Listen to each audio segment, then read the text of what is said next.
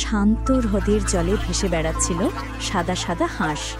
তাদের দেখে মুগ্ধ হয়ে গেল গাছের ডালে বসা এক কাক। কাকের মনে হলো, আহা, এরা কত সুন্দর জলের উপর ভাসে, যদি আমিও এদের মতো পারতাম। হাঁসদের কাছে গিয়ে কাক বলল, তোমরা কি আমাকে জলে ভাসতে শেখাবে? হাঁসরা বলল, কাক ভাই, আমরা জল সম্পর্কে জানি, কিন্তু তুমি ওড়ার জন্যই তৈরি, জলে নামলে বিপদ হবে।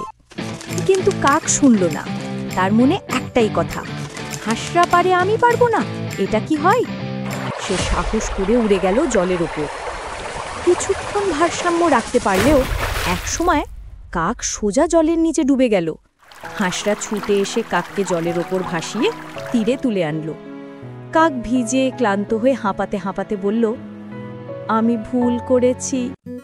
হাঁসরা শান্ত স্বরে বলল, প্রত্যেকের নিজের স্বভাব আছে, প্রকৃতির নিয়ম ভাঙলে বিপদ আসবেই। সেদিন থেকে কাক আর অন্যের মতো হতে চাইল না। সে আকাশেই উড়ল গর্ব নিয়ে।